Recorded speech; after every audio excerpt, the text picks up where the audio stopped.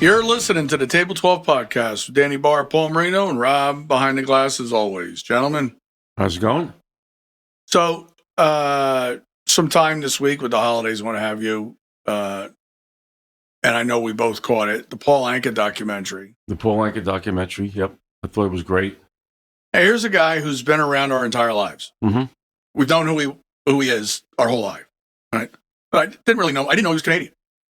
I didn't know his nationality. He's actually Lebanese, and his father was Syrian, and his mother was Lebanese. Because I wasn't sure, like I said, because I said to my wife, I don't know if he's Italian, but they shortened it. Sometimes they come over, right. They shorten the name. But then I looked it up, and he was Lebanese in Syria. But I didn't know he was from Canada. Yeah, he was from Canada, yeah. You know, I mean, if you ask him, he's Canadian. He considers himself an American now, but okay. So he wrote Diana 15 years old. 15 years old. Yeah. All right. And like, to me, how are you writing from the heart about love when you're 15? He wrote 3 songs at 15 and went to New York with them. With $100. Yeah. Now, I've said this in the past. I think about everything as a parent. I was going to ask you, how do you get out at 15? I'm going to New York. A 15-year-old kid. I'm going to New York. He was 16 when he got on the bus and went from Canada to New York City with $100 in his pocket to hawk 3 songs that he wrote. And they signed them on the spot. They called the parents, and you have to sign for them. Yeah, you're only 16. You're not allowed to sign a contract. Yeah. And the contract was for $100 a month with Paramount.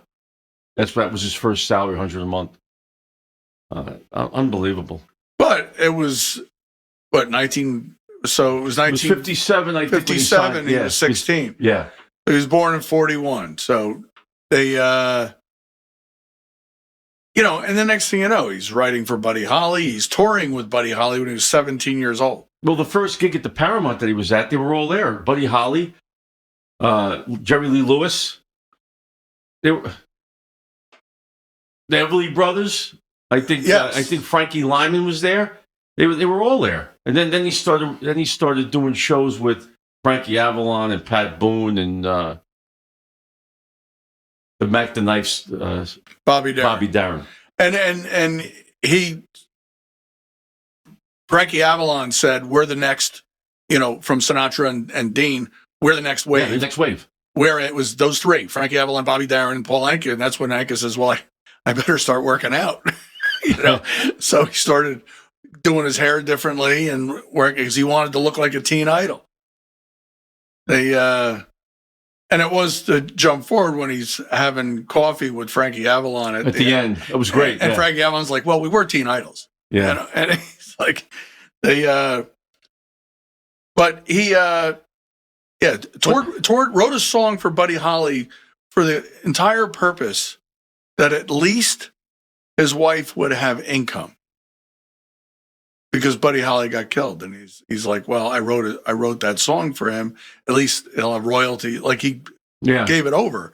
He was so generous with everything. But the story that, to me, that made the whole documentary, and you might agree, is the story of My Way. Yeah, but before that, I want to jump. Okay. Let's just jump around a little bit. He got enough money to buy his mother a house in 1961 or 62. She only lasted a couple of years in the house. She died, got sick and died. But he took care of his father and his siblings, his sister. Yeah, and he bought a house in Jersey. So I guess the taxes weren't too bad back then. But then he started when he started getting famous, a little famous. He's still young. He goes overseas and he learns all these songs. He's doing the songs in the native countries he's in. He's France learning the languages. He's learning Italian. He's learning French. He went to Japan and he sang, and he's German, still a teenager. German. Yeah, he's still a teenager yet. He's not even 20 years old. Right. But while he's in France, he hears this melody. Right. That buys he the liked. rights to it, right? Oh no, they gave it to him. Oh, okay. He was willing to pay for it, but they said we're not worried about it. They're like, nah, yeah. And then he happens to run into Sinatra, and Sinatra says to him, "I'm going to retire." I want you to write a song. I'm going to retire. And he's thinking like he's writing it in as if Sinatra's singing the words because he thinks it's his last show coming up. Right. My end is near. I thought at 25 years old he was. And his production company was pissed that he gave the song to Sinatra because they think he should have recorded it. And he said, I can write it, but I can't sing that. I can't sing from that perspective. Right, because he still don't want to retire. Well, he was in his 20s. Right, but I mean... But he created a whole second career for Sinatra. Yeah, because that fueled his comeback. And Sinatra called it an anthem. I mean, and then Elvis heard it and told Anka, who was in Vegas, they were all in Vegas at the same time, I want to record that song. And then even Sid Vicious recorded it. I know, and it's in the end of Goodfellas. But yeah, I thought it was amazing how like Sinatra, he had two songs written by two other people that were George Harrison's Something and that My Way song really rejuvenated him. And both of those songs done by Elvis.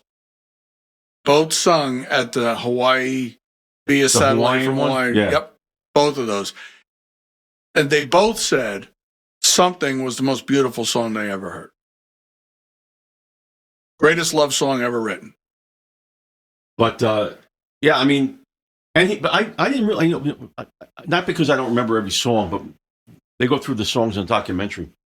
Even now, his voice range is still great. Like Paul Anka singing all these songs. He's still... he's the same age as Frankie Valli. And you see them bring Frankie Valli out, and he can just stand out in the front of the stage looking like a Pez dispenser. I mean, his body's so tiny. And and Anka's working the stage. He's working the orchestra. He's working the whole thing. But just before he even did My Way, 1962, he runs into Johnny Carson. Yeah. Carson's taken over the Tonight Show from Jack Parr. He says, I need a theme song. And he had a band leader, Skitch Henderson, who was pissed that you're letting some punk kid write our theme song. But then what happened? From Paul Anka's business sense, he tells Carson, I'm going to write you on the credit. I'm going to write you half right in the song. Okay, I'll take that. And every time that theme song is played, to this day, money's going to Carson's family.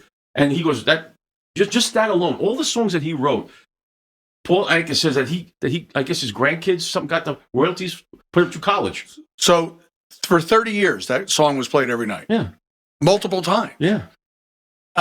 They estimate that sharing the credit with Johnny, they each got about $200,000 a year in royalties. Yeah. And Johnny wrote words to it. And that Anka told Johnny, write some words to it so I can give you half the credit. They never used the words. No, they don't use them, but amazing. But he's written over 900 songs. Yep. And I mean, he sits down with Michael Jackson. And then he end up throwing the songs in a drawer. He dies, they find him. And they didn't even know he wrote it. But the one song, I think his name must have been on the first one. This is it. Because they called him, his name had to pop up somewhere in there. Right. And then he goes, the other two songs that some other people recorded, they were his too. And Anka's like, oh yeah. Michael and I sat down for a couple of days and wrote some songs. And they ended up naming the movie This Is It after that song, because that was the album he never got to release. And then they start asking him, well, what about this song? What about this song? And he's like, oh yeah, no, I wrote that too. No. And he's had top 100 for 7 decades. At least somebody's song that he wrote on has been on the charts for 70 years. At least somebody recording his song or...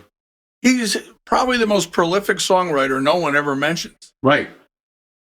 Yeah. And then he was funny when he was talking about in 1964 when the Beatles first came over, and then the British invasion, and he goes, I don't know how to compete with that. But then he says, I know we always had to reinvent ourselves. That's when he went to Vegas, I think.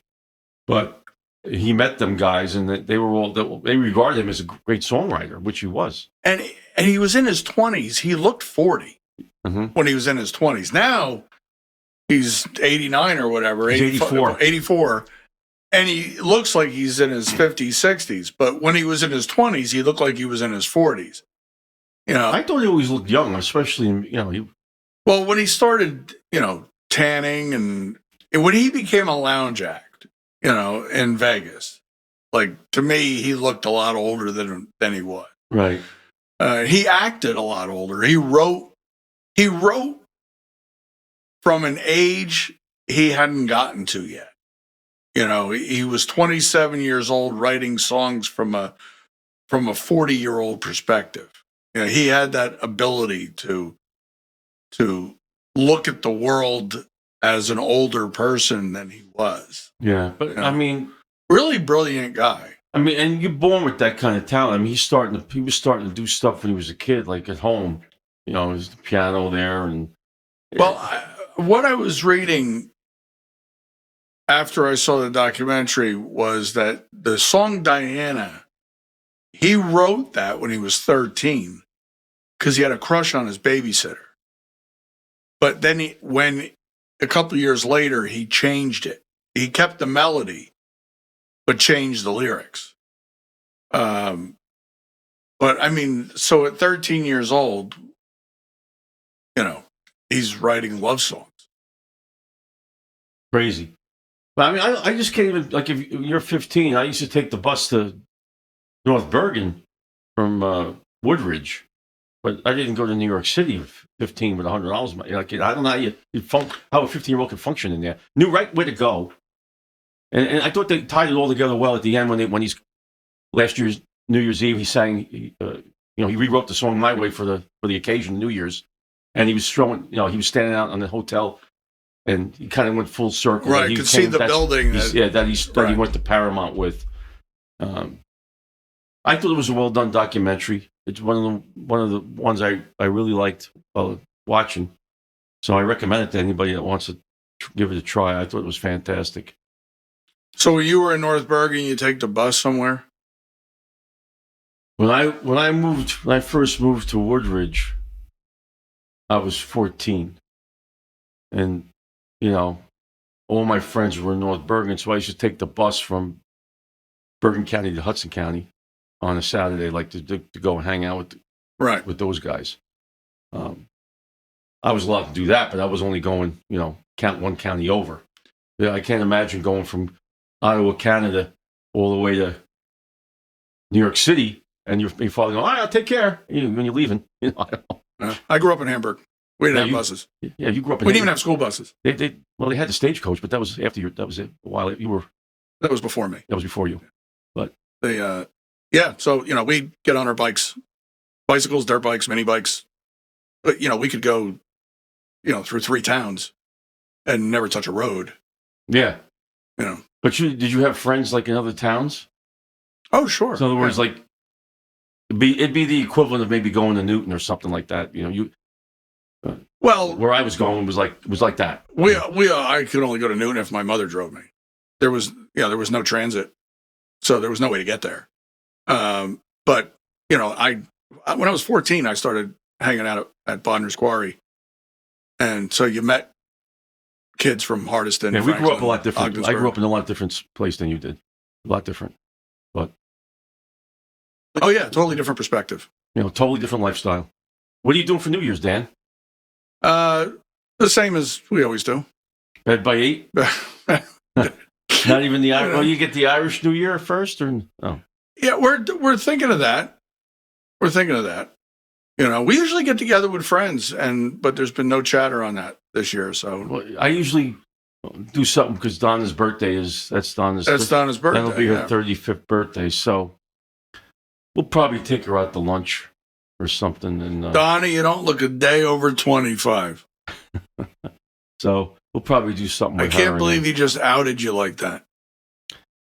Well, I'm only telling the truth. I guess I guess I could have kept it open ended, but you know. You could have just said it was her birthday. Yeah. Left it right there. Yeah, I'm probably not going to be too popular what I said there, but it's better than being 68. How's that? Yeah. So we'll probably do that, but I usually stay up till midnight, and then I usually watch the Honeymooners marathon. You know. I surf between Honeymooners and Twilight Zone. Can't miss with either one. Yep. It's, you know, Twilight Zone, they save the best ones for the end of the marathon.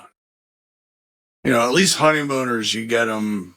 They rip through them pretty quick. Randomly. They take breaks for the news and stuff, but yeah. But anyway. But yeah, I mean, I'll probably be awake for the ball and then go to bed. Yeah. You know, or you know, maybe I'll set my alarm for 11:59 and. Well, you have a good New Year, Rob. You too. Thank you. We'll see you. Happy New Year, guys. We'll see you next week. See you in 2026.